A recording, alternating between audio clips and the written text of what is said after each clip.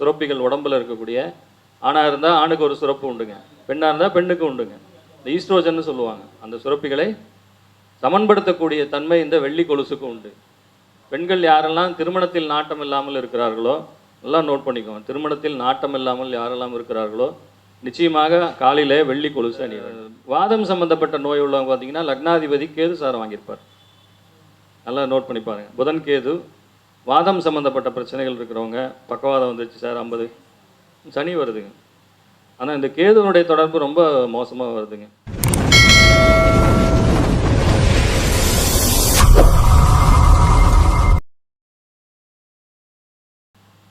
மணி மந்திர ஔஷதம் என்ற தலைப்பில் குருமூர்த்தி ஐயா அவர்கள் இப்பொழுது சிறப்புரையாற்றுவார். ஐயா அவர்களை வருக வருக என்று வரவேற்கின்றோம். ஐயா வணக்கம்.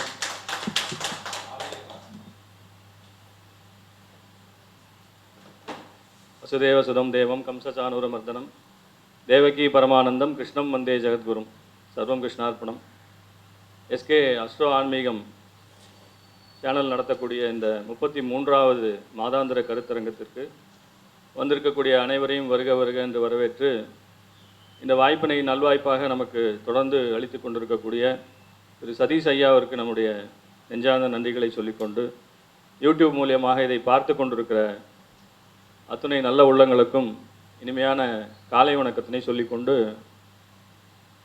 இன்றைக்கி நமக்கு தலைப்பு பார்த்திங்கன்னா மணி மந்திரம் ஔஷதம்னு சொல்லி கொடுத்துருக்காங்க. அது என்ன சார் மணி மந்திரம் ஔஷதம்? பொதுவாகவே நாம் பாரம்பரியத்தில் நிறையா படிச்சிருப்போம், பராசரில் நிறையா படிச்சிருப்போம், நிறைய ஆன்மீக நூல்கள், நிறைய ஜோதிட விஷயங்களை படிச்சிருப்போம். இதில் பரிகாரங்கள் என்பது மிக முக்கியமான ஒரு பங்கினை அந்த காலத்திலிருந்தே வகுத்து கொண்டு வருகிறது. பரிகாரங்கள் அப்படின்னு சொல்லும்போது நம்முடைய ஒரு கெட்டுப்போன தசாபுத்தியோ, நம்முடைய ஒரு மோசமான ஒரு காலகட்டத்தையோ, ஒரு கோச்சாரத்தையோ சரி செய்யக்கூடிய விஷயங்கள் நிறைய கொடுக்கப்பட்டிருக்கிறது. நிறைய மூலநூல்கள் இருக்குது. அதாவது சமஸ்கிருதமாகட்டும், தமிழாகட்டும், பிற மொழிகளாகட்டும், ஈவன் உருதுல கூட இருக்குது. நம்ம இதை பற்றிலாம் பேசியிருந்தோம். அந்த ரெட் புக் ஆஃப் அஸ்ட்ராலஜின்னு சொல்லுவாங்க, லால் கிதாப்னு ஒரு புத்தகம். முக்கியமாக அது பரிகாரத்துக்காகவே வந்த புத்தகம். ஸோ இந்த மாதிரி நிறைய விஷயங்கள் பரிகாரங்களுக்காக சொல்லப்பட்டிருக்கிறது. அதிலே நாம் பாரம்பரியமாக நாம் எடுத்து செய்யக்கூடிய விஷயங்கள் பார்த்திங்கன்னா இந்த மணி மந்திர ஔஷதம்ங்கிறது ரெகுலராக நாம் பயன்படுத்திகிட்டு இருக்கிறோம். தெரிஞ்சோ தெரியாமலோ பயன்படுத்திகிட்டு இருக்கிறோம். ஆனால் பேர் கொஞ்சம் புதுசாக இருக்கிற மாதிரி இருக்கும். மணிங்கிறது வேறு ஒன்றும் இல்லைங்க. நம்ம ராசிக்கல் போடுறோம் இல்லையா, கற்கள். அதே போல் மெட்டல்ஸ் போடுறோம்.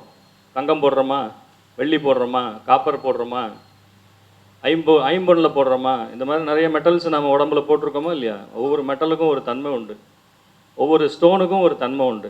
அவங்களுக்கு தெரியாமலாம் அதெல்லாம் பரிகாரம்னு சொல்லி வைக்கல. அந்த ஸ்டோனை பஸ்பமாக்கி அதை இதுவாகவும் கொடுக்குறாங்க. அந்த முறைகளும் உண்டு. ஸோ மணிங்கிற விஷயம் வேறு ஒன்றும் இல்லைங்க. அதாவது முக்கியமாக பார்த்தா தாதுக்கள், பூமியில் கிடைக்கக்கூடிய தாதுக்கள் தான் அது மணிங்கிறது, வேறு ஒன்றும் இல்லை. அதில் முக்கியமாக நாம் அந்த ராசி கற்களையும் இதையும், அதாவது மெட்டல்லையும் பற்றி பார்க்கலாம். ராசி கற்களும் மெட்டல்ஸ், அதாவது நம்ம தங்கம் வெள்ளி போடுறோம் இல்லையா, அது மெட்டல்ஸ். அது மணிங்கிற இதில் வருதுங்க. மந்திரங்கிறது நிறைய மந்திரங்கள் இருக்குங்க. ஒவ்வொரு கிரகத்துக்குமே பார்த்திங்கன்னா பிரீதி பண்ணக்கூடிய காயத்ரி மந்திரங்கள் நிறையா இருக்குது. அது இல்லாமல் அதோடைய அதிதேவதைகளுடைய மந்திரங்கள் நிறையா இருக்குது. நான் இன்றைக்கி நிறைய விஷயங்களை சொல்கிறதுக்கு பதிலாக முக்கியமாக நவகிரகங்களோட பீஜங்கள் அப்படின்னு இருக்குங்க. அந்த பீஜங்களை எழுதி போட்டிருக்கேன். அந்த பீஜங்கள் ஆங்கிலம் கலந்து தான் எழுதி போட்டிருக்கேன். காரணம் என்னன்னு கேட்டிங்கன்னா, தமிழில் எழுதும்போது ஒரு சில அந்த உச்சரிப்பு பிழைகள் வர்றதுக்கு வாய்ப்பு நிறையா இருக்குது. அதனால் அந்த பா தா அப்படிங்கிற விஷயம்லாம் பார்க்கும்போது நிறைய, அதனால் பிஹெச் டிஹெச்லாம் போட்டிருக்கேன். அந்த நம்ம ஆங்கிலத்தில் கூட்டி படிக்கும்போது அது சரியான ஒரு உச்சரிப்பை கொடுப்பதற்காக ஆங்கிலத்தில் எழுதி போட்டிருக்கேன். ஔஷதம்ங்கிறது மருந்துங்க. ஔஷதம்ங்கிறது என்னங்க, மருந்து. மூலிகை வேர்கள்லாம் கேள்விப்பட்டிருப்பீங்க. மூலிகை வேர்களை அதை என்ன பண்ணலாங்க, நம்மளுடைய இதுக்காக தாயத்தை பண்ணி போடலாம். அது நல்லா அற்புதமாக வேலை செய்யக்கூடியது. ஏன்னா எல்லாராலையும் ஆயிரக்கணக்கில் லட்சக்கணக்கில் கொடுத்து ராசி கற்களை போட முடியாது. எல்லாராலையும் போட முடியுமா மேடம்? சாதாரணமாக எல்லாராலையும் போட முடியாது.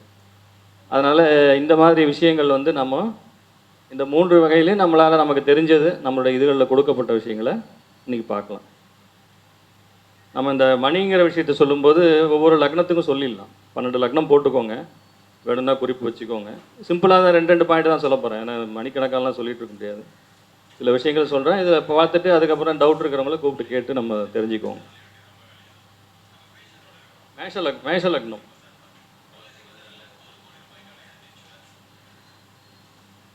பொதுவாக மேஷ லக்னத்துக்கு நீங்கள் பயன்படுத்த வேண்டிய கற்கள் அப்படின்னு பார்த்தீங்கன்னா, உலோகம் அப்படிங்கிறது தங்கம் வெள்ளி ரெண்டுமே பயன்படுத்தலாம்.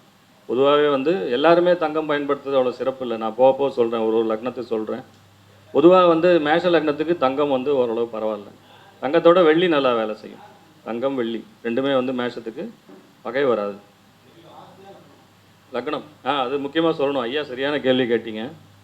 இது எல்லாமே லக்னத்துக்கு மட்டும்தான், இது ராசிக்கு கிடையாது. ஏன்னா பொதுவாக சொல்லும்போது ராசிக்கல்னு சொல்லிடுறோம். ஆனால் ராசிக்கல் கிடையாது, இது லக்னம். நான் எடுத்துருக்கிறது லக்னம் தான். ராசியை வச்சு பொதுவாகவே வந்து புதனுடைய ராசின்னா பச்சையை போட்டுருவாங்க, சனியினுடைய ராசின்னா இதை போட்டுருவாங்க, செவ்வாயோட ராசின்னா பவளம் போட்டுருவாங்க. ஸோ அது வந்து ஜென்ரல் ப்ராக்டிஸ் அது. ஆனால் நான் இப்போ கொடுக்குறது எல்லாமே லக்னம் மட்டும்தான் கொடுக்குறேன். அதனால் நீங்கள் முக்கியமாக லக்னத்தை தான் நோட் பண்ணணும். ஏன்னா அதனுடைய அதிபதிகளை வச்சு தான் நாம் இங்கே வந்து கிளாஸிஃபிகேஷனே எடுக்கிறோம். லக்னம் மட்டும் பார்த்தா போதும், நட்சத்திரம் பார்க்க வேண்டியதில்லை. நீங்கள் 27 நட்சத்திரத்தில் எங்கே வேணால் இருக்கலாம். ஆனால் உங்கள் லக்ன புள்ளி தான் முக்கியம். நீங்கள் எந்த லக்னத்தில் பிறந்திருக்கீங்கிறத பார்த்துக்கோங்க. சரிங்களா? இதுக்கு வந்து பொதுவாகவே இன்னொரு விஷயம் சொல்லிடுறேன். லக்னாதிபதியோட சனி வந்து தொடர்பில் வருதான்னு பார்க்கணும், ராகு கேது தொடர்பில் வருதான்னு பார்க்கணும். பொதுவாக நாம் வந்து ஸ்டோன்ஸ் போடுறதாகட்டும், மெட்டல் போடுறதாகட்டும் ஜென்ரலாக சொல்லிடுறோம். ஆனால் அந்த பகை கிரகங்கள் என்று சொல்லப்பட்ட சனி ராகு கேதுக்கள் என்ன பண்ணிவிடுவாங்க, லக்னாதிபதியோடு சேர்ந்து சனி செவ்வாய் சேர்க்க, செவ்வாய் ராகு செவ்வாய் கேது சேர்க்கிறவங்க மேஷ லக்னத்தில் அவங்க அந்த கல் போடும்போதும் சரி, அவங்க அந்த மெட்டல் பயன்படுத்தும் போதும் சரி ஜாக்கிரதையாக பயன்படுத்தணும். புரியுதுங்களா? அவர் ரொம்ப வந்து சிக்கல் உண்டாக்கிடுவாங்க, அது ஜாக்கிரதையாக பயன்படுத்தணும். பொதுவாக நான் சொல்கிறேன், திருமண தடை இருக்கிறவங்க வெள்ளியில் வந்து பவள மோதிரம் வச்சு போடுங்க.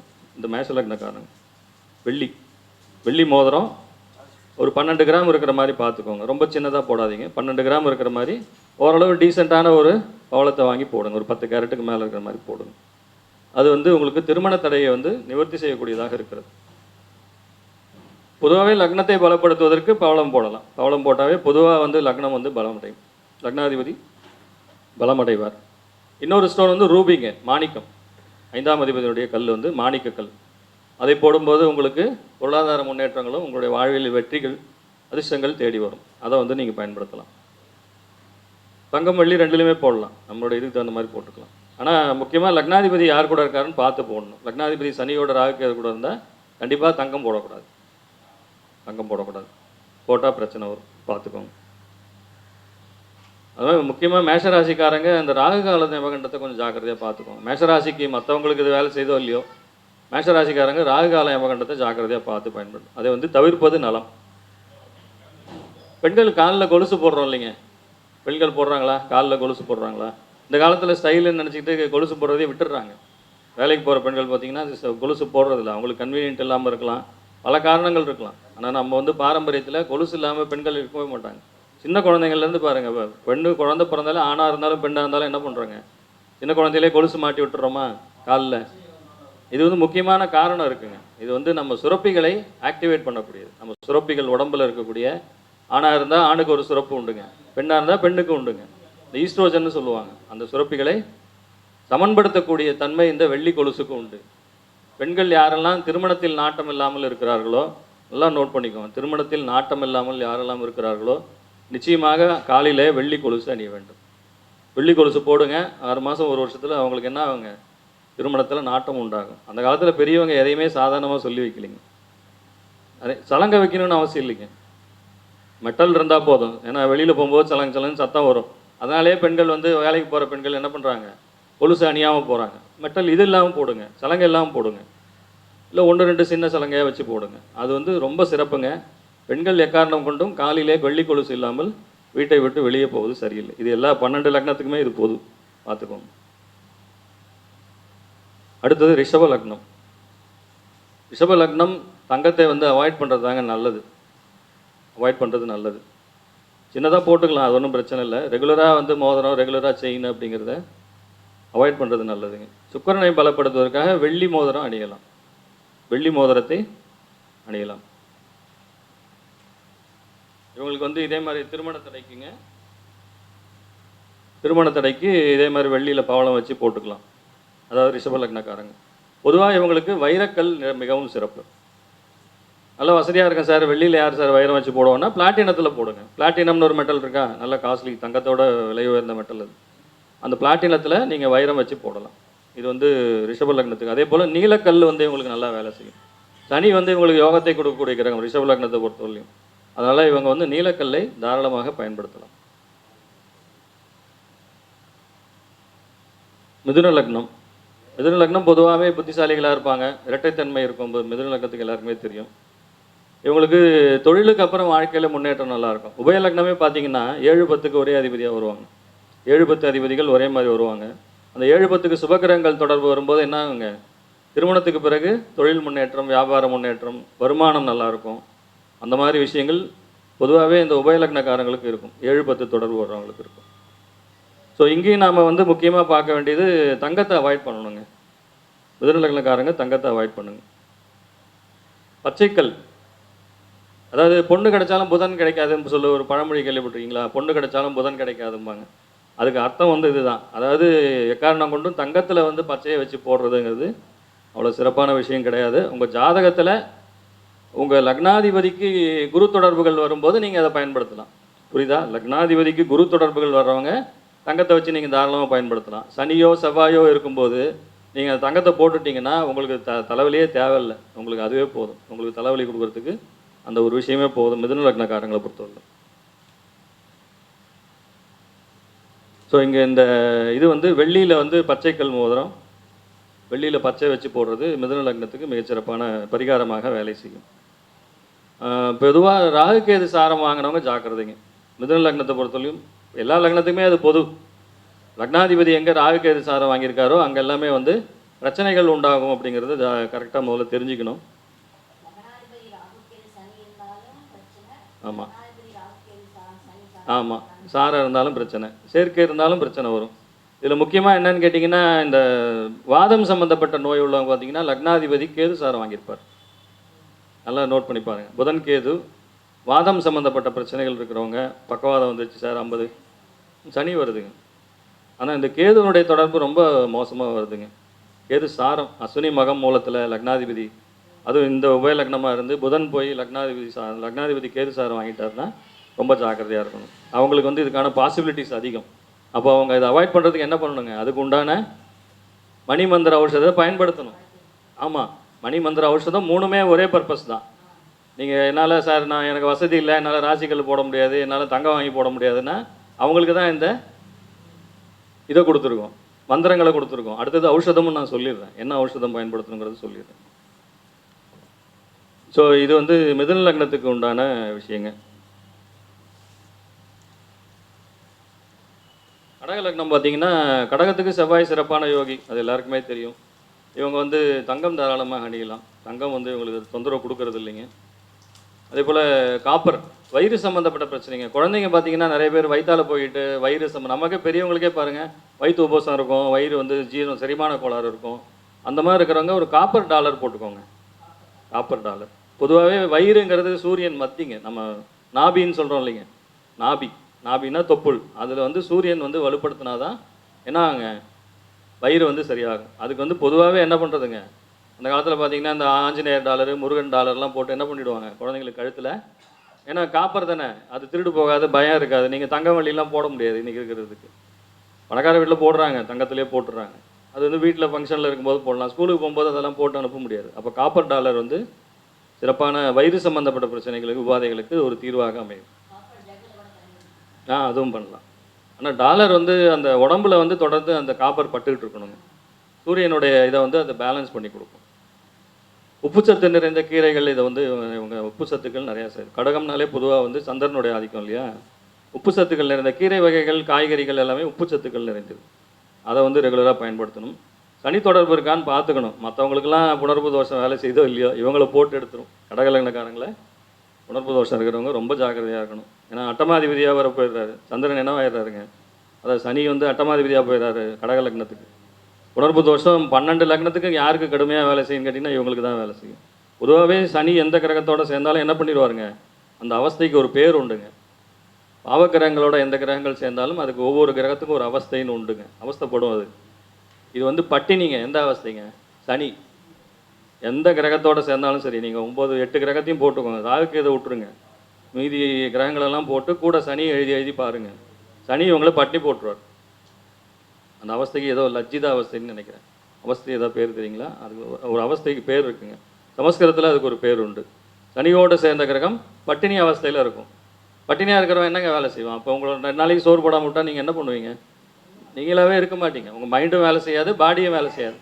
ஆமாம், எல்லாமே என்ன ஆகிடுங்க, கொலாப்ஸ் ஆகிடும் டோட்டலாக. இப்போ சனியோட காரகமே அதுதாங்க, பட்டினிக்கும் கண்ணீருக்கும் வறுமைக்கும் கஷ்டத்துக்கும் யாருங்க அதிபதி? சனி தான் அதிபதி. நான் ஏற்கனவே பல மீட்டிங்கில் சொல்லியிருப்பேன், சனி வந்து ஏன் 7வது வீட்டில் உச்சமடைகிறாருங்க? ஏன் 7வது வீட்டில் உச்சமடைகிறாரு? யாராவது ஏதாவது ஐடியா? சனி காலபுருஷனுக்கு 7 துலாத்தில் உச்சமடைகிறாரு. அது வந்து ராசி, அதாவது நீதிமான். துலாம்ங்கிறது என்னங்க? நீதியை கொடுக்கக்கூடியது. ஆனால் சனியினுடைய காரகம் அங்கே வேலை செய்யணுமே. சனியினுடைய காரகம் என்ன? பட்டினி, கண்ணீர், வலி, வேதனை. இதெல்லாம் எங்கே அதிகமாக இருக்குங்க? திருமண பாவத்தில் தான் அதிகமாக இருக்கும். நீங்கள் 12 பாவத்தில் எங்கே வேணால் போட்டு பாருங்கள். கல்யாணம் பண்ணி நான் அழுததே கிடையாது, கல்யாணம் பண்ணி நான் வயிற்று பசியோடு இருந்ததே கிடையாது, கல்யாணம் பண்ணி நான் கஷ்டப்பட்டதே இல்லைன்னு எவனாவது சொல்லுங்கள், நான் அதை ஒத்துக்கவே மாட்டேன். சனிக்கு வந்து ரொம்ப சந்தோஷமான இடம் அந்த இடம் தான். கஷ்டப்படுத்தி பார்க்கணும்னா என்ன பண்ணிடுவாருங்க? உச்சி குடுமையை பிடிச்சிருவாருங்க. 7.5 சனி அஷ்டம சனிலாம் அப்புறம், திருமணம் தான் முதல். திருமணத்துக்கு இன்னொரு சின்ன டிப்ஸ் கொடுக்குறேன் பார்த்துக்கோங்க. ஏன்னா ஐயா வேறு வந்திருக்காரு, ஐயா திருமண வித்தகர் வந்திருக்காரு. நான் ஒரு சின்ன எனக்கு தெரிஞ்ச டிப்ஸ் ஒன்று கொடுக்குறேங்க. சனியினுடைய சாரமும் ராகுனுடைய சாரமும் யாருக்கெல்லாம் இல்லையோ, சனியினுடைய சாரமும் ராகுனுடைய சாரமும் யாருக்கெல்லாம் இல்லையோ, ஏன்னா அவங்க 2 பேர் தான் 7ல் வலுவடைகிறாங்க. ராகு வந்து 7 திக்பலம், சனிக்கும் திக்பலம், உச்சம் வேற அவர். யாருக்கெல்லாம் இல்லையோ அவங்களுக்கெல்லாம் திருமண தடை உண்டு. பெரிய கோடீஸ்வரனாக இருப்பான், அங்கே வாங்கி பார்க்குறேன், சனி சாரமே இல்லை, ராகு சாரம் ஒன்றே ஒன்று இருக்குது, அதுலேயும் ராகுக்கு தான் இருக்குது. 38 வயசாச்சு, கல்யாணம் ஆகலை. அவனுக்கு பார்க்காத இடம் இல்லை, போகாத கோயில் இல்லை.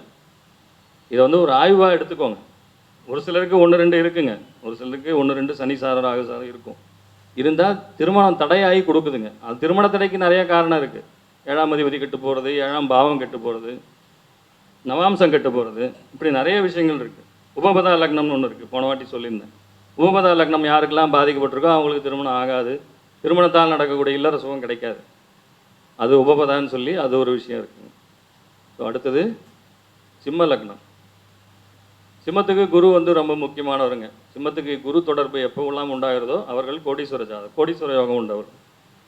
சூரியன் குரு சம்பந்தம், லக்னாதிபதி சூரியனா குரு சம்மந்தப்பட்டார்னா மிகச்சிறந்த யோகத்தையும் முன்னேற்றத்தையும் வாழ்க்கையிலே கொடுத்துருவார். அவர் அட்டமாதிபதி தான் இல்லைன்னு சொல்ல, ஆனால் பூர்வ புண்ணியாதிபதியும் அவர் தான். கஷ்டப்படுத்துவாருங்க, ஆனால் என்ன பண்ணிடுவாருங்க? பெரிய யோகத்தை கொடுத்துருவார். அப்போ தங்கம் அணியணும். தங்கம் தங்கம் வந்து இவங்க மாணிக்கம் வச்சு போடலாம், ரூபி ஸ்டோன், ரூபி வச்சு இவங்க தங்கம் அணியலாம், நல்லா வேலை செய்யும். ஸோ அது வந்து மிகச்சிறந்த யோகம். அரசாங்க வேலைகளில் நிறையா இருக்காங்க. சிம்மம் வந்து எப்பயுமே தந்தை மகன் உறவு சரி இருக்காது, அது தெரியும் எல்லாருக்குமே நினைக்கிறேன். ஏன்னா சிம்மம் வந்து காலபுருஷனுக்கு அந்த சூரியனுடைய ஆதிபத்தியம் இருக்கிறதால என்ன இருக்குங்க, தந்தை மகனுக்கு இல்லை, ஒரு சின்ன சின்ன நெருடல் இருந்துக்கிட்டே இருக்கும். பாச போராட்டம்னு சொல்லுவாங்க. அது பாசமே இருக்காதுன்னு சொல்ல முடியாது, ஒரு சில விஷயங்கள் அளவு கடந்து போனாலும் ஆபத்தை கொடுக்கும். ரொம்ப வந்து என்ன பண்ணுவாங்க, லக்னாதிபதி 5ல் இருக்கிறவங்களாம் பாருங்கள், உள்ளே போட்டு ஒரு வழி பண்ணிடுவாங்க. அவங்கள வந்து நான் சொல்கிறதான் படிக்கணும், நான் சொல்கிறதான் நீ செய்யணும் அப்படின்னு புள்ள மேலே அளவு கடந்த என்ன பண்ணிடுவாங்க, ஆர்வம். ஆமாம், அதுதான். தனக்கு என்னெல்லாம் கிடைக்கலையோ, நான் டாக்டராக படிக்கணும்னு ஆசைப்பட்டேன், எனக்கு டாக்டர் கிடைக்கல, 2 மார்க்கில் விட்டுட்டேங்கிற பிள்ளைய போட்டு ப்ரெஷர் பண்ணி என்ன பண்ணிடுவாங்க, நீ டாக்டருக்கு தான் படித்தாகணுன்ட்டு படிக்க வைப்பாங்க. அது வந்து ரொம்ப தவறான விஷயம். குறிப்பாக சிம்ம லக்னக்காரங்க இந்த விஷயத்தில் ஜாக்கிரதையாக இருங்க.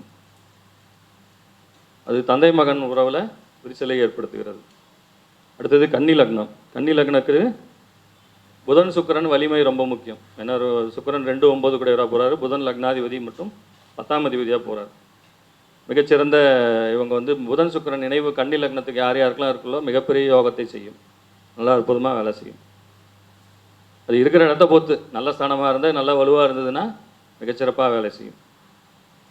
இவங்களுக்கு எக்காரணம் கொண்டும் புதனுடைய 2 வீடுகளுக்குமே லக்னமாக வர்றவங்க தங்கத்தை அவாய்ட் பண்ணுங்க. புதனுக்கு யாருங்க அவர், குருவுக்கும் புதனுக்கும் ஆகவே ஆகாது. அதனால் தங்கம்ங்கிறது, அதே போல் தங்கத்தை புஷ்பராக கல் அப்படிங்கிறது இவங்க அணியக்கூடாது. புதனுடைய லக்னத்தில் பிறந்தவங்க, ராசிக்கு எதுக்கும் சம்மந்தம் இல்லைங்க. புதனுடைய லக்னத்தில் பிறந்தவங்க தங்கம் அணிவதை தவிர்க்க வேண்டும். வெள்ளியில் வந்து பச்சை வச்சு போடலாம். வெள்ளி மோதிரத்தில் ஒரு 12 கிராம் வெள்ளி மோதிரத்தில் பச்சை கல் அணிந்து போடலாம். இவங்களுக்கு குறிப்பாக வயிறு சார்ந்த பிரச்சனைகள் நிறையா வருதுங்க. அப்படி வர்றவங்க நான் முதல்ல சொன்ன மாதிரி காப்பர் டாலர் யூஸ் பண்ணலாம். அடுத்து துலா லக்னம். துலா லக்னம் தான் எனக்கு தெரிஞ்சு இருக்கிறதுலே அதிகமாக கஷ்டப்படக்கூடிய லக்னமாக நான் நினைக்கிறேன். ஏன்னா 1-8க்கு ஒரே ஆதிபத்தியம். மேஷத்துக்கு வந்தாலும் மேஷத்தோட துலாம். ஏன்னா துலாத்தில் யார் உச்சமாக வரா? சனி உச்சமாக வராது. நான் அதுதான் முதல்ல சொன்னேன் சனியை பற்றி. அதனால் துலா லக்ன ஜாதகம்னாலும் சரி, யார் யாருக்கெல்லாம் சனி உச்சமாக இருந்தாலும் சரி, சாதாரணமாலாம் உங்களுக்கு பொருளாதாரத்தை கொடுத்துடவே மாட்டார். அவர் என்ன பண்ணிடுவார்? கரும்பு வந்து நம்ம சக்கையாக பிழிகிறோம் இல்லையா, சாறு பிழிகிறோம் பாருங்கள். கரும்பை சாதாரணமாக பிழிஞ்சிருவோமா சார்? ஒரு தடவைக்கு 4 தடவை அந்த சக்கையை கூட விட மாட்டான். திரும்ப திரும்ப எடுத்து மிஷினில் போட்டுக்கிட்டே இருப்பான். சக்கையாக பிழியறதுன்னு கேள்விப்பட்டிருப்பீங்க. அதுதான் அந்த கரும்பு வந்து சக்கையாக பிழியறது தான் சாறு பிழியறதுன்னு பேர். அந்த மாதிரி துலா லக்னத்தை என்ன பண்ணிடுங்க, பொதுவாகவே காலபுருஷனே என்ன பண்ணிடுவாருங்க, சனி உச்சமாகிற இடம். அங்கே வந்து நீ வந்து உழைப்புக்கும் நேர்மைக்கும் சத்தியத்துக்கும் கட்டுப்பட்டு நடந்தால் உனக்கு உண்டு, இல்லைன்னா முடிஞ்சுது. சனி வந்து என்ன பண்ணிடுவாருங்க, நீதிமான். வலி வேதனைகளை அதிகமாக கொடுக்கக்கூடியவர் சனி தான். துலாத்தில் உச்சமாகிறாருங்கிறதால துலா லக்ன ஜாதகர்கள் கொஞ்சம் ஜாக்கிரதையாக இருங்க. லக்னாதிபதியை பலப்படுத்த வேண்டும். சுக்கிரனை வந்து நீங்கள் என்ன பண்ணணுங்க, பலப்படுத்தணும். அப்போ வெள்ளி கண்டிப்பாக போடணும். 12 கிராமில் வெள்ளி மோதிரம் இடது கையில் நீங்கள் பவளம் வச்சு போட்டாலும் சரி, இல்லை நீலக்கல் வச்சு போட்டாலும் சரி, துலாத்துக்கு வந்து மிகச்சிறந்த யோகத்தை செய்யக்கூடியதாக இருக்கிறது. அதே போல் 8ஆம் நம்பரில் தப்பி தவறி பேர் வச்சானா முடிஞ்சுதுங்க. 0 பேலன்ஸ் அக்கௌண்ட்டு தான். அக்கௌண்ட் பெரிய கோடீஸ்வரனாக இருப்பான், அக்கௌண்ட்டில் 0 பேலன்ஸ் தான் இருக்கும், ஒன்றுமே இருக்காதுங்க. 8ஆம் நம்பரில் பேர் வச்சிடாதீங்க. துலா லக்னத்தை பொறுத்தவரையிலையும் யாருமே வைக்க மாட்டோம் 8ஆம் நம்பரில். துலா லக்னம் கண்டிப்பாக வைக்கக்கூடாதுங்க. 9ஆம் நம்பரில் பேர் வச்சுன்னா என்ன ஆகிடுங்க, விபத்து கண்டங்கள் நடக்கும். துலா லக்னக்காரங்க ஜாக்கிரதையாக இருங்க. பொதுவாகவே 9ஆம் நம்பர் பேர் வந்து அவாய்ட் பண்ணுங்க. வண்டியில் கூட பாருங்கள், சீரியல் நம்பர் 9 யாருக்காவது இருக்கான்னு பார்த்துக்கோங்க. அதாவது இந்த 4 நம்பர் மட்டும், டோட்டலாக கூட தேவையில்லை, இந்த 4 நம்பர் மட்டும் 9 வந்தால் கண்டிப்பாக கீழே விழுந்து ஏதாவது ஒரு பக்கம் டென்ட் ஆகாமல் வண்டி இருக்கவே இருக்காது. நான் முதல்ல இது வரைக்கும் 10-15 வண்டி மாற்றிருப்பேன், காரு பைக்கு எல்லாம் சேர்த்தி. அதில் ஒரு 6 வண்டி 9ஆம் நம்பர் வண்டி. காரு பைக்கு எல்லாமே நான் வண்டி நிறுத்திட்டு போவேன், பின்னாடி வந்து இடிச்சுக்குவோம். வண்டி பார்க்கான வண்டிங்க. ஒரு ஓரமாக பார்க்கிங்கில் வச்சுட்டு போயிருந்தாங்க, ஒரு பொண்ணு டிரைவிங் கற்றுக்க வந்த பொண்ணு கொண்டாந்து இடிச்சிருச்சு, டென்ட் ஆகிடுச்சிங்க. 10-15,000 செலவு பண்ணியும் டென்ட்டை சரி பண்ண முடியல. என்ன காரணம்னு கூட்டி பார்த்தா கடைசியில் 30-51ங்க. 30-51ன்னா என்ன வருங்க, முடிஞ்சு போச்சுங்க. எல்லாத்துக்கும் துலா லக்னத்துக்கு பொதுவாக வேலை செய்யுங்க. பொதுவாக ஜென்ரலாகவே சொல்கிறேன், 12 லக்னத்துக்குமே 9ஆம் நம்பர் ஜாக்கிரதை. இவங்களுக்கு லக்னத்தில் சூரியன் நீசமாக கூடாதுங்க. ஒரு சில துலா லக்னத்துக்கு லக்னத்திலே சூரியன் இருக்கும். அது வந்து ஆரோக்கியம் சார்ந்த பாதிப்புகளை கடைசி வரைக்கும் கொடுத்துக்கிட்டே இருக்கும். ரொம்ப ஜாக்கிரதையாக ஹேண்டில் பண்ணணும். அதுக்கெல்லாம் மணிமந்திரங்கள்லாம் இருக்குதுங்க. அதுக்கு எல்லாம் சொல்லிட்டு போனால் ரொம்ப டீட்டெயிலாக போயிடும். அடுத்தது விருச்சிகம். விருச்சிகம் தங்கம் கண்டிப்பாக அணியணுங்க. ஒரு 12 கிராமில் தங்கத்தில் மோதிரம் அணியிறது விருச்சிக லக்னக்காரங்களுக்கு ரொம்ப ரொம்ப சிறப்பான பலன்களை தரும். வெள்ளி கூட இவங்க அணியலாம். வெள்ளி வந்து இவங்களுக்கு ஒன்றும் பாதிப்பெல்லாம் தராது. துலா லக்னத்தை பொறுத்து, அதாவது விருச்சிக லக்னத்தை பொறுத்தவரையும் 2-5 கூடிய குரு, அதனால் சிறப்பாக வேலை செய்யும். நிச்சயமாக இவர்கள் ஒரு 12 கிராம் தங்க மோதிரம் அணிகிற வரைக்கும் வாழ்க்கையில் முன்னேற்றம் இருக்காது. நல்லா நோட் பண்ணி வச்சுக்கோங்க. திருமண தடைக்கு இவங்க என்ன பண்ணணுங்க, பொதுவாக இந்த 4 லக்னம் சார், அதாவது மேஷம் ரிஷபம் அந்த 2 லக்னம், கீழே வந்து விருச்சிகம் துலாம் இந்த 2 லக்னம், இவங்களுக்கு திருமண தடைக்கு நீங்கள் பண்ண வேண்டியது வெள்ளியில் பவளம் வச்சு போடுறது தான். இவங்க 4 பேருக்குமே அற்புதமாக வேலை செய்யும். போட்டதுலேருந்து 3 மாதம் 6 மாதத்துக்குள்ளே நிச்சயமாக திருமண பிராப்தம் நிச்சயமாக ஏற்படும். ஸோ இவங்க உடல் உஷ்ணம் சார்ந்த விஷயங்கள், இவங்க கால்சியம் குறைபாடுகள் அதெல்லாம் சரி பண்ணிக்கணும். நிறையா இருக்குங்க, இதில் விஷயங்கள் வந்து ஏகப்பட்டது இருக்குது, ரொம்ப லெங்க்தியாக போயிடும். அடுத்த லக்னம் யாருங்க, தனுசு. தங்கம் அணியணும். கண்டிப்பாக தனுசு தங்கம் போட்டுக்கிறது நல்லது. இவங்களுக்கு வந்து திருமணத்திற்கு பிறகு முன்னே சொன்ன மாதிரி நம்ம மிதுன லக்னத்துக்கு சொன்னோம் இல்லையா, 7-10 தொடர்பு. அதே போல் இவங்களுக்கும் தனுசுக்கு 7-10 தொடர்பு. திருமணத்துக்கு பிறகு வாழ்க்கை முன்னேற்றம் உண்டு. அதனால் மன வாழ்க்கையை இவங்க வந்து கஸ்டமர் நல்ல ஒரு ஜாதகமாக பார்த்து இவங்க திருமணம் பொருத்தம் போட்டு கல்யாணம் பண்ணிட்டாங்கன்னா மிகச்சிறந்த முன்னேற்றங்கள் வாழ்க்கையில் இவங்க இந்த 2 லக்னத்துக்கும் என்ன ஆகுங்க, ஆட்டோமேட்டிக்காக கொடுத்துருங்க. திருமண யோகம் என்பது மிகச்சிறந்த யோகம். பார்ட்னர்ஷிப்பில் தொழில் பண்ணுறவங்க இவங்க நிறைய பேர் பண்ணுறாங்க, நிறைய பேர் சக்ஸஸ்ஃபுல்லாக வராங்க. அதையும் பார்த்துக்கணும். அதில் வந்து நாம் மற்ற விஷயங்கள்லாம் பார்க்கணும், மற்ற எல்லாமே பார்க்கணும், ஜென்ரலாக பார்க்கணும்.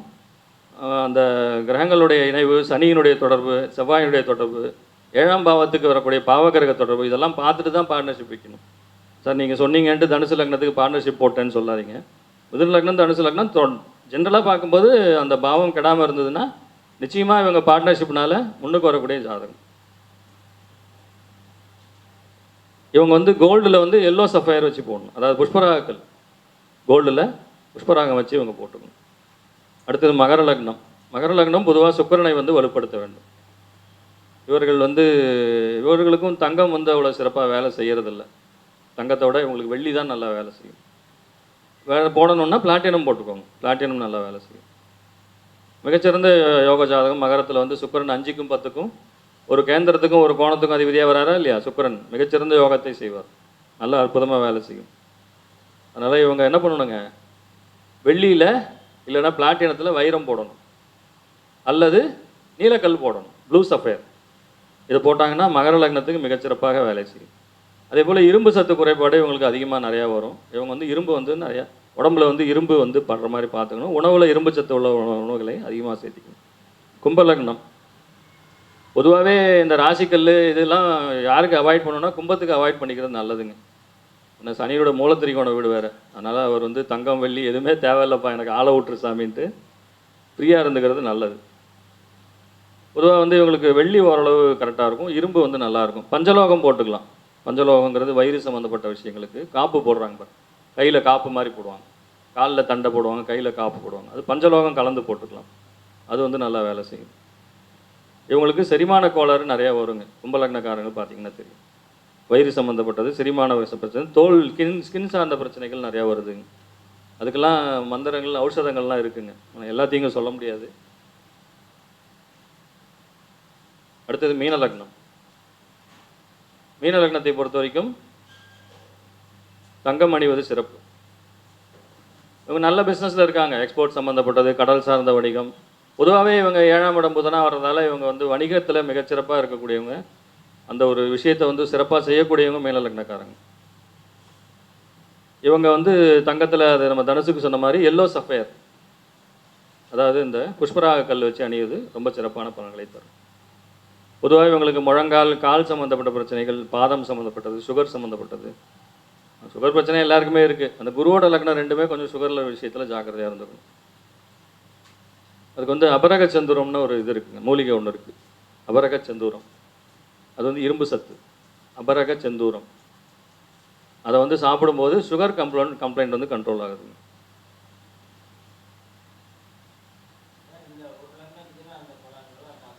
இல்லை எல்லாருமே சாப்பிட்லாம், சுகர் இருக்கிறவங்க எல்லாருமே அபரக செந்தூரம் சாப்பிடுவோம். ஆமாம், ஏன்னா இது டாபிக் வந்து அதனால தான் சொன்னேன். 9 கிரகங்களும் என்ன பண்ணுதுங்க, நம்ம உடம்புல வந்து ஆதிக்கம் செலுத்துது. அது பஞ்சபூதமாக மாறி நம்ம உடம்புல எல்லாமே இருக்கா, பஞ்சபூதமும் எல்லார் உடம்புலையும் இருக்குது. அதுதான் 3 நாடியாக மாறுது. என்ன, வாதம் பித்தம் கபம்னு சொல்லுவாங்க, 3 நாடி. அப்போ 9 5ஆவது, 5 3ஆவது. அப்போ அந்த 3 நாடியை பார்த்து தான் என்ன பண்ணுறாங்க, நோயை வந்து நிர்ணயம் பண்ணுறாங்க. ஒவ்வொரு நாடி யாருக்கு வந்து இதாக இல்லையோ அந்த நாடிக்கு உண்டான நோயை வந்து கொடுக்கும். வாத நாடினா வாதங்கிறது இது சம்மந்தப்பட்டது கொடுக்கும், கபம்ங்கிறது நீர் சம்மந்தப்பட்டதை கொடுக்கும், பித்தங்கிறது நெருப்பு சம்மந்தப்பட்டதை கொடுக்கும். அப்போ இந்த 3 நாடிகளுக்குள்ள தான் என்ன இருக்குங்க, மனித வாழ்க்கையே அடங்கி இருக்குங்க. இந்த பீஜ மந்திரம் பார்த்துடலாங்க. ஸோ மணிங்கிற விஷயம் இதில் பார்த்துட்டோம். அடுத்தது மந்திரங்கிற விஷயத்தில் நிறைய மந்திரங்கள் இருக்குங்க. நான் முதலே சொன்ன மாதிரி ஏகப்பட்ட மந்திரங்கள் இருக்குது. அதில் வந்து பீஜங்களை இன்றைக்கி கொடுத்துருக்கேன். ஏன் பீஜங்களை கொடுத்துருக்கேன்னா, தினம் 108 தடவை சூரிய நமஸ்காரம் பண்ணிவிட்டு என்ன பண்ணுங்கள், யாருக்கெல்லாம் அந்த திசை குறிப்பிட்ட திசை ஓடிட்டுருக்கோ, இல்லை உங்கள் ஜாதகத்தில் அந்த கிரகம் லக்னாதிபதியாக வந்து ஒரு சிலருக்கு வலு குறைஞ்சிருக்கும். இப்போ செவ்வாய் லக்னாதிபதியாக நீசமாயிட்டார் அப்படின்னா என்ன பண்ணுவீங்க, அவர் ஒரு இது இல்லாமல் தன்முனைப்பு இல்லாமலே இருப்பாருங்க, மசமசன்னே இருப்பார், எந்த முயற்சியும் தானே எடுக்க மாட்டாங்க. லக்னாதிபதி நீசமாக இருக்கிறவங்க பாருங்கள், எதையுமே ஒரு ஆக்டிவாக வேலை செய்ய மாட்டாங்க. அவங்களுக்கு யாராவது ஒருத்தர் பின்னாடி இருந்து தள்ளிக்கிட்டே இருக்கணும், அப்போ தான் அவங்க போவாங்க. தன்முனைப்புன்னு ஒன்று இருக்கவே இருக்காது அவங்களுக்கு. தன் முயற்சியால் வரக்கூடிய விஷயங்கள் அவங்க செய்ய மாட்டாங்க. அவங்களுக்கு என்ன பண்ணணுங்க, அந்தந்த பீஜங்களை கொடுத்து வேலை செய்ய சொல்லணும். அந்தந்த பீஜங்களை 108 தரம் ஜபம் பண்ண சொல்லணும். இல்லைன்னா ஒரு இதில் வந்து என்ன பண்ணிக்கலாங்க, ஒரு தாமிர பாத்திரம், அந்த பஞ்சபாத்திரம்னு சொல்லுவாங்க, கேள்விப்பட்டிருக்கீங்களா? அதில் வந்து என்ன பண்ணிங்க, தண்ணியை ஊற்றி துளசி தீர்த்தத்தை, அதனால தான் நம்ம அந்த பழக்கத்தை வச்சுருந்தோம். துளசி வந்து சர்வரோக நிவாரணி. ஏன் துளசி தீர்த்தம் இதில் கொடுக்குறான், துளசியும் பச்சைக்கல்பூரமும் போட்டு என்ன பண்ணிடுவான், ஊற வச்சுருவான். அந்த பாத்திரத்தை என்ன பண்ணிக்கணும், கையை வச்சு மூடி சங்கல்பம் வலது கையில் மூடி இந்த மந்திரங்களை சொல்லிக்கிட்டே வரணும். இப்போ சூரியன்னா என்ன பண்ணணுங்க? ஓம் ஹ்ராம் ஹ்ரீம் ஹ்ரம் சஹ சூர்யாய நமக அப்படிங்கிறது சூரியனுடைய பீஜ மந்திரம். அடுத்தது சந்திரனுக்கு ஓம் ஸ்ராம் ஸ்ரீம், ஸ்ராம்னு வருங்க, SHRA வரும். ஸ்ராம் ஸ்ரீம் சௌம் சஹ சந்திரமசே நமக இல்லை சந்திராய நமக அப்படின்னு சொல்லலாம். செவ்வாய்க்கு வந்து ஓம் கிராம் க்ரீம் க்ரௌம் சஹ பௌமாய நமக. பௌமாயன்னா செவ்வாயை சொல்கிறதுங்க. அடுத்தது புதன், பிராம் பிரீம் பிரௌம் சஹ புதாய நமக, அதுங்கிறது புதனுடைய பீஜ மந்திரம். குருவுக்கு வந்து கிராம் கிரீம் GRAM, அதெல்லாம் அந்த இங்கிலீஷில் எழுதியிருக்கேன், அப்படின்னு நோட் பண்ணிக்கோங்க. கிராம் கிரீம் கிரௌம் சஹ குரவே நமக. சுக்கிரனுக்கு திராம் திரீம் திரௌம் சஹ சுக்ராய நமக. சனீஸ்வரனுக்கு பிராம் பிரீம் பிரௌம் சஹ சனைச்சராய நமக. ராகுவுக்கு மறுபடியும் பிராம். இதில் வந்து ரெண்டுக்கும் ஒரு சின்ன வித்தியாசம் தான் வரும். புதனுக்கு வந்து பிரான் வரும், அது வந்து நல்ல பாங்கிற வார்த்தையை அழுத்தி சொல்லணும். பிராம் பிரீம் பிரௌம் சஹ ராகவே நமக. கேதுவுக்கு ஸ்ராம் ஸ்ரீம் சௌம் சஹ கேதவே நமக அப்படிங்கிற இதை வந்து இதுவாக சொல்லிக்கணுங்க. பீஜங்களை 108 தடவை சொல்லி இது பண்ணாலும் சரி, ஜபம் பண்ணிவிட்டு அந்த தீர்த்தத்தை 3 தடவை குடிச்சிட்டு வந்தாலும் சரி, மிகச்சிறப்பாக இது வந்து பீஜ மந்திரங்கள் வேலை செய்யும். ஸோ இது வந்து காலத்தின் இது கருதி நான் இதோட முடிச்சுக்கிறேங்க. ஏதாவது டவுட் இருக்கிறவங்களே எனக்கு கூப்பிட்டு கேட்டுக்கோங்க. வாய்ப்பளித்த சதீஷ் ஐயாவுக்கு நன்றி கூறி விடைபெறுகிறேன். நன்றி, வணக்கம்.